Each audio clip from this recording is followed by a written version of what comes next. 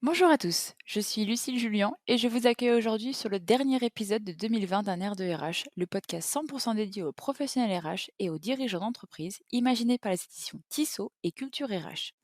Dans ce podcast, des professionnels partageront avec vous les solutions qu'ils ont trouvées et mises en place pour faciliter l'application du droit du travail au sein de l'entreprise au bénéfice des salariés. En cette période de crise sanitaire, le chômage partiel et le télétravail se sont généralisés dans de nombreuses entreprises. Ces changements ont souvent été brutaux et il est fort à parier que cette cassure du lien social aura des conséquences psychologiques et morales chez les salariés impactés par ces mesures. Nous accueillons aujourd'hui Julie Artis, facilitatrice en qualité de vie au travail et fondatrice du podcast Génération CHO, avec qui nous allons évoquer les sujets de la cohésion en entreprise, de l'importance du lien social, mais également les différentes manières dont l'entreprise doit être moteur à travers sa politique RH. Bonne écoute!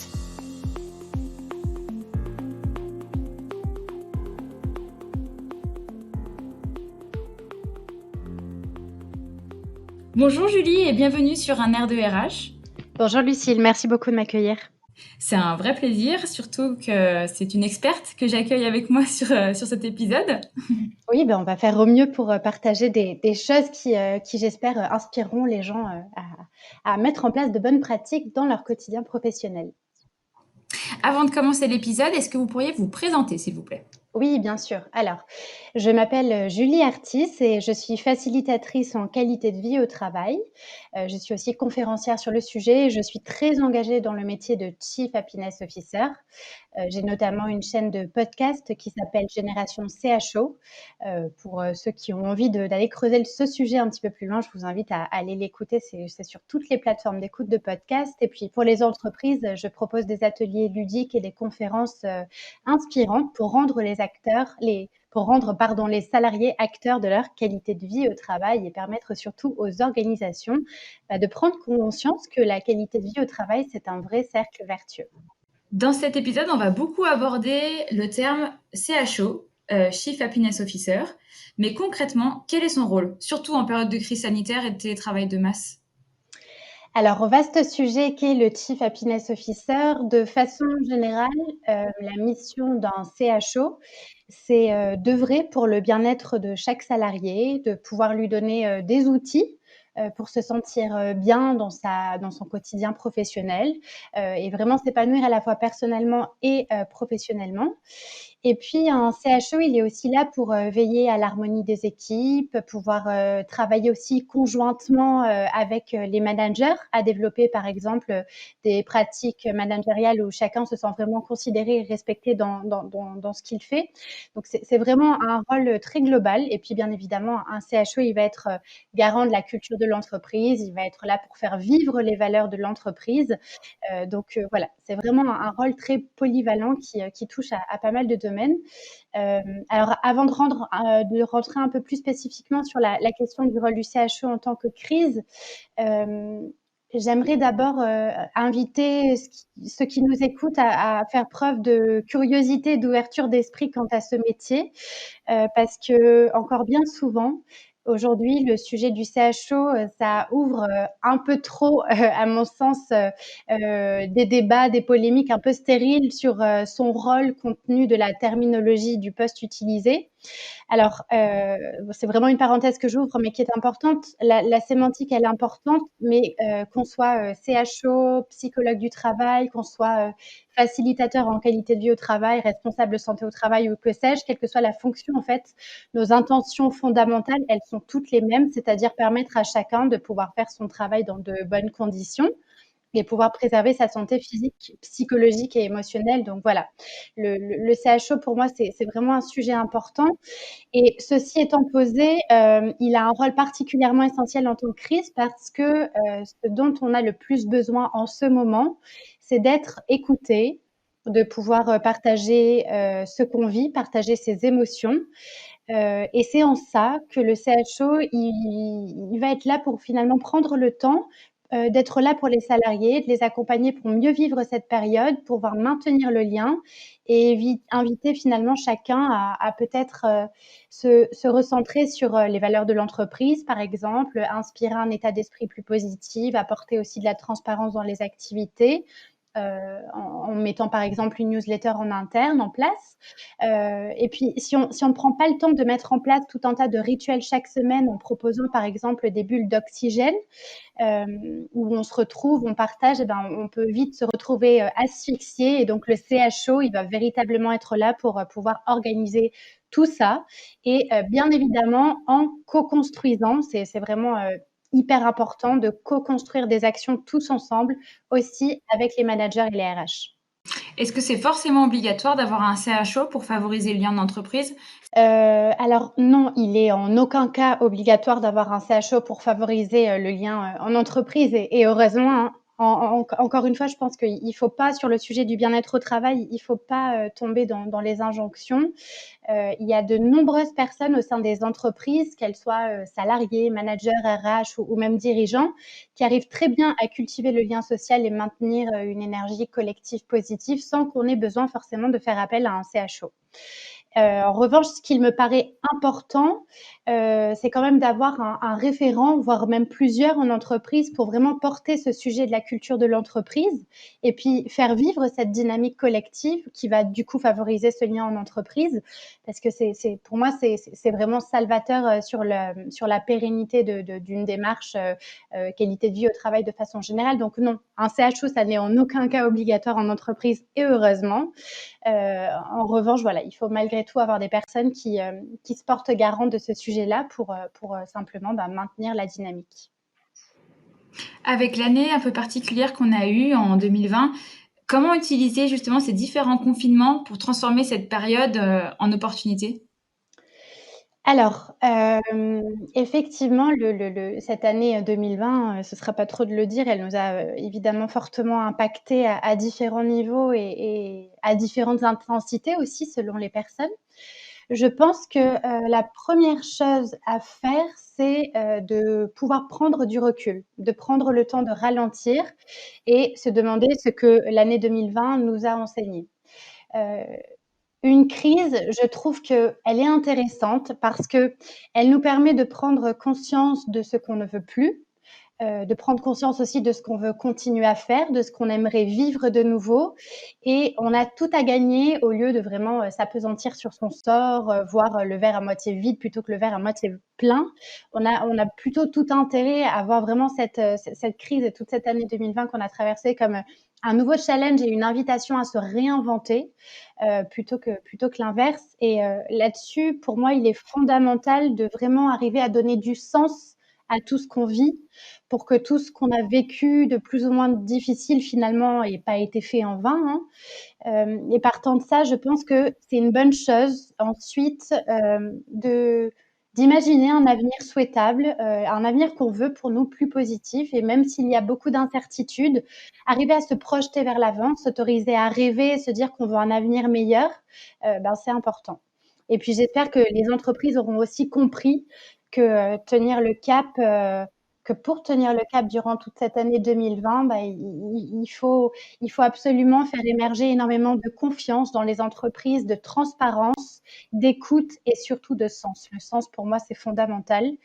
Et puis voilà, c'est le moment ou jamais de rallier les salariés à la culture de l'entreprise, d'arriver à vraiment faire vivre les valeurs et co-construire, j'insiste encore sur ce mot, co-construire ensemble un avenir après la crise. Ah justement, cette année, elle a bouleversé aussi toutes les habitudes de travail, de management, ça a vraiment tout retourné. On a beaucoup parlé du télétravail et de l'activité partielle. Justement, on sait que le télétravail à temps partiel, surtout pour, les temps complets, actuellement, ça peut avoir un impact fort sur les pratiques de management et sur les habitudes de travail.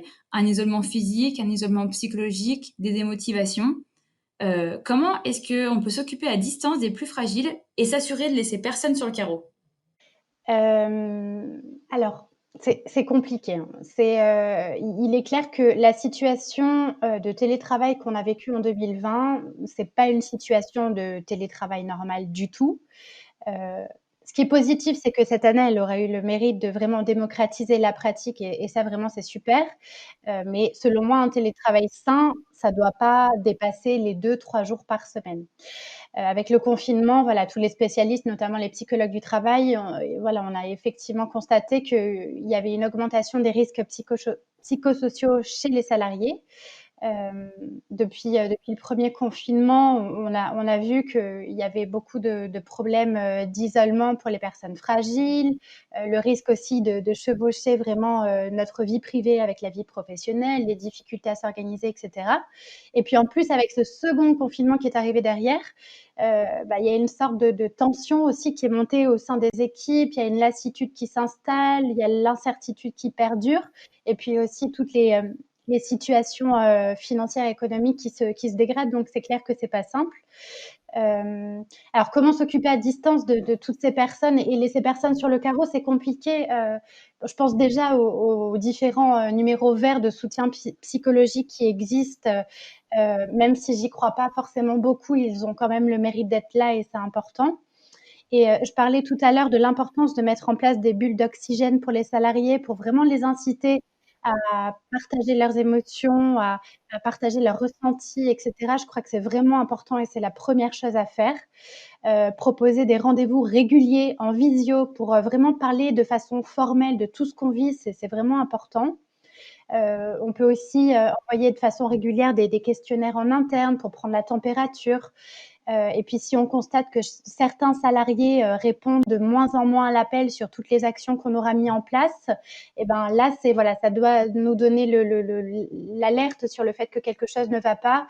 Et là, je recommande fortement de prendre à part individuellement les personnes, les écouter avec bienveillance et voir quel sera le meilleur moyen de les écouter, de les accompagner à traverser la difficulté.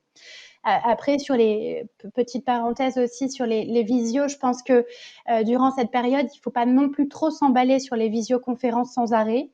Alors, je suis, je suis assez mal placée pour en parler parce que moi, je les enchaîne, hein, mais bon, je pense que quand même, il est important de rester vigilant sur le temps qu'on passe sur nos écrans, parce que ça peut vraiment impacter notre santé, notre sérénité. Et voilà, vraiment prendre le temps de ralentir régulièrement et s'offrir des sas de décompression pour aller marcher, méditer, faire du sport, bref, respirer.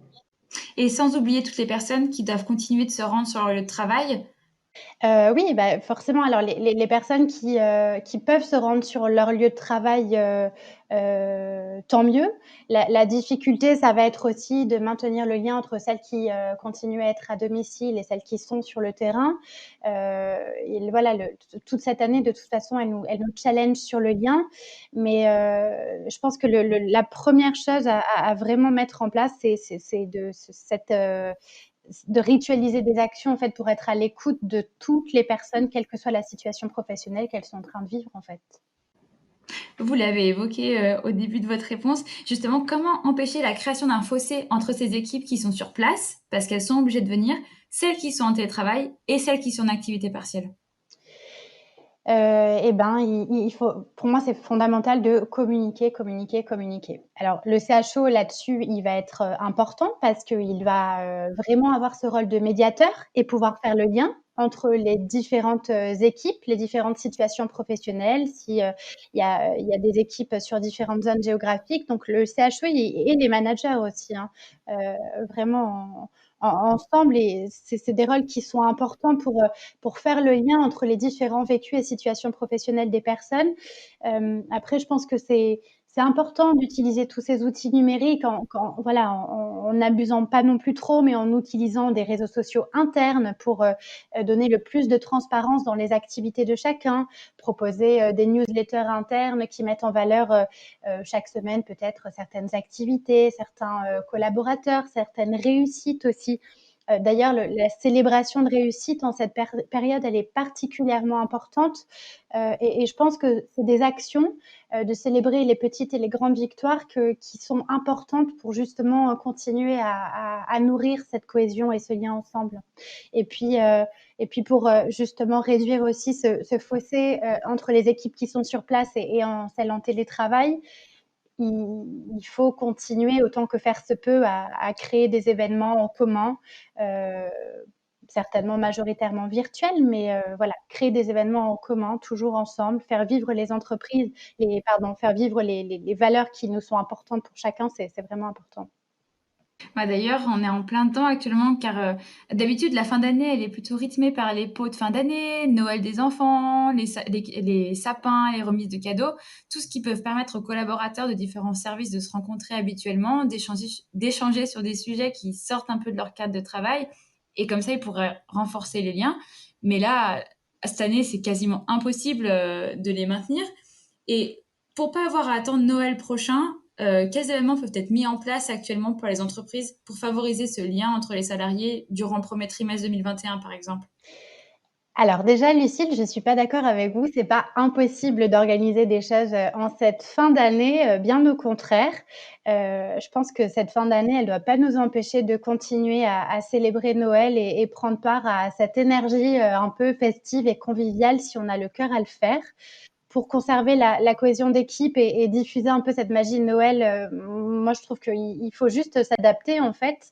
Et encore une fois, grâce à la technologie, on peut passer un bon moment avec ses collègues de travail sans s'exposer au risque de contamination et pour autant fêter Noël.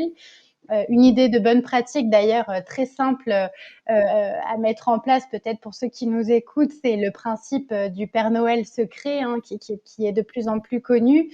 C'est le fait de, vous savez, tirer au sort dans son équipe un collègue et puis lui offrir un cadeau sans révéler son identité. Et si on le fait à distance, eh bien, rien ne nous empêche d'aller poster son cadeau pour l'envoyer à son collègue. Euh, Moi, je pense que voilà, les collaborateurs, ils recevront ça vraiment comme une surprise, comme quelque chose de très positif qui renforcera les liens avec l'équipe. Donc, c'est des petites idées comme ça qui nous permettent de célébrer Noël. Et au contraire, je pense qu'on a aussi besoin dans cette période de légèreté plus que n'importe quoi d'autre. Oui, vraiment organiser des événements amusants où on peut se déguiser avec la journée du pull de Noël le plus moche. Enfin voilà, il y a mille choses à imaginer. Euh, Après, pour répondre à votre question, pour continuer à favoriser le lien et garder le cap comme ça durant le premier trimestre de 2021, il faut tout simplement continuer à faire tout ce qu'on a mis en place en 2020 et notamment continuer à ritualiser des moments ensemble, en virtuel ou alors en vrai, en prenant des précautions de distanciation. Mais voilà, le maintenir, par exemple, les pauses café virtuelles qui sont malgré tout des moments informels très importants pour échanger ensemble. Une autre bonne façon de commencer l'année 2020 pour maintenir le lien aussi, ça peut être d'inciter les équipes à participer je ne sais pas, ensemble à des formations ou à des ateliers qui leur permettront d'améliorer leurs compétences, d'en acquérir de nouvelles, de proposer d'assister à des conférences en ligne. Enfin, ouais, il y a plein de choses à faire. Et je pense aussi que le meilleur moyen de ne pas être à côté de la plaque sur les actions à mettre en place, c'est encore le mieux de commencer par demander aux collaborateurs comment ils se sentent et de quoi ils ont besoin, qu'est-ce qu'ils aimeraient vivre pour se sentir mieux au travail et mettre en place ensuite des actions en cohérence. Si j'étais une dirigeante d'entreprise qui souhaite assurer la cohésion et le moral de mes équipes dans ce contexte, quels sont les 3 meilleurs conseils que vous pourriez me donner? Je dirais pour commencer, écouter. Vous l'avez compris, c'est essentiel. Écouter, écouter, écouter, vraiment. Écoute active, c'est hyper important. Et là-dessus, je vous invite notamment à peut-être creuser du côté de la communication non violente qui aide beaucoup à ça.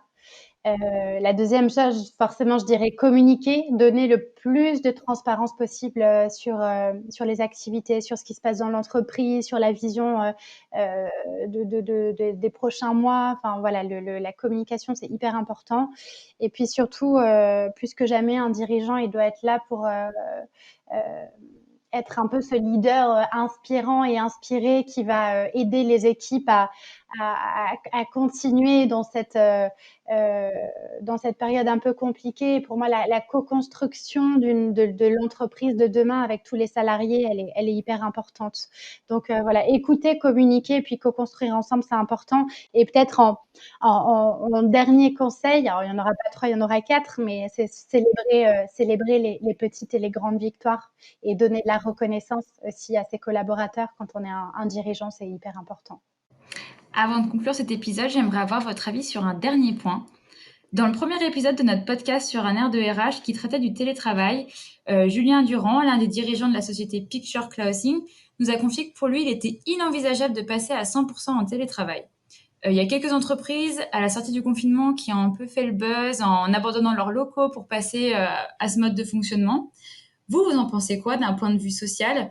Est-ce que ça mettrait pas un peu en danger le lien entre les collaborateurs? Et est-ce que vous avez peut-être des études sur ce sujet qui répondraient un peu à ces questions aussi? Ça fait beaucoup de questions. Alors, honnêtement, je suis pas pour un télétravail à 100%. Ou alors il faut vraiment, arriver à mettre en place des dynamiques, collectives très puissantes pour continuer à faire vivre la culture d'une organisation, mais à 100% à distance, c'est compliqué. Et puis en plus, on ne peut pas toujours, télétravailler à 100% selon, son métier, le secteur d'activité et cetera. Si certaines entreprises ont fait le choix de basculer, à du 100% et que ça fonctionne, alors tant mieux. Tant mieux, surtout si c'est bien vécu, par, tous les salariés, qu'il y a vraiment un cadre, clair de travail qui est posé. Vous me posiez la question des études. Il y a plein d'études qui ont été menées, notamment cette année sur le sujet du télétravail. Je pense notamment à celle de, Malakoff, Humanis en 2020 qui a réalisé du coup une étude sur le télétravail et l'absentéisme et qui montre que, les télétravailleurs sont, plus nombreux et plus satisfaits, face à cette situation de télétravail, mais surtout que beaucoup désirent poursuivre ces habitudes prises pendant le confinement durant cette crise. Et du coup, selon les chiffres, la part des salariés qui souhaitent continuer le télétravail après la crise et après le confinement, c'est 84%. Alors je trouve ça, énorme. Voilà, donc ça montre que quand même il y a un besoin, il y a une prise de conscience sur, tous les bénéfices qu'apporte le télétravail.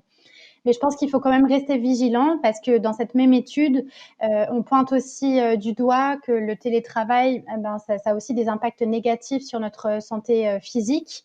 Je pense notamment à tous les problèmes de posture au travail, hein. Vous savez que les troubles musculo-squelettiques, chaque année, ça a des coûts, économiques énormes pour les entreprises. Il y a une dégradation aussi de la pratique alimentaire, le sommeil se dégrade aussi pour beaucoup et sans parler forcément des impacts négatifs sur la santé psychologique des personnes qui sont en situation d'isolement. Donc il faut vraiment être très, très vigilant.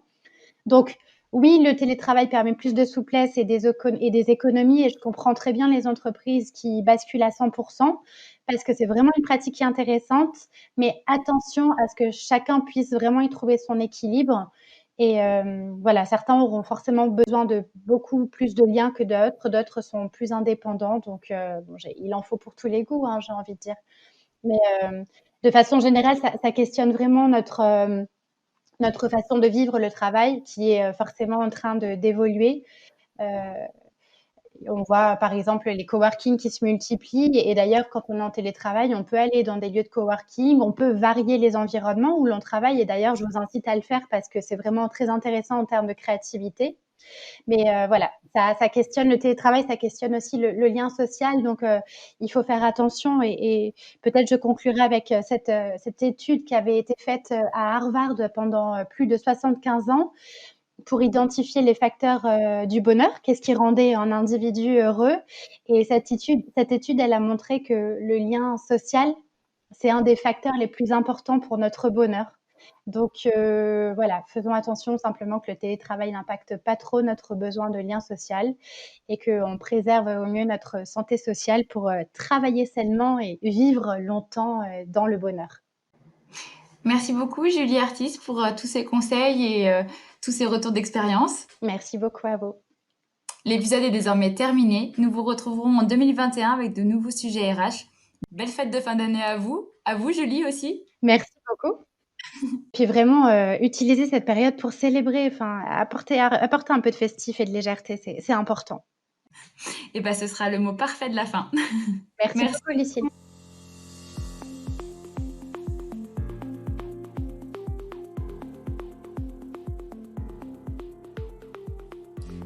Et voilà, c'est déjà la fin de cet épisode. N'hésitez pas à partager ce podcast avec vos collègues ou amis que cela pourrait intéresser. Merci à Julie Artis pour le temps qu'elle nous a accordé. Merci à vous de nous avoir écoutés. Je vous donne rendez-vous très vite en 2021 avec de nouveaux épisodes et des invités exceptionnels. D'ici là, Prenez soin de vous et passez de belles fêtes.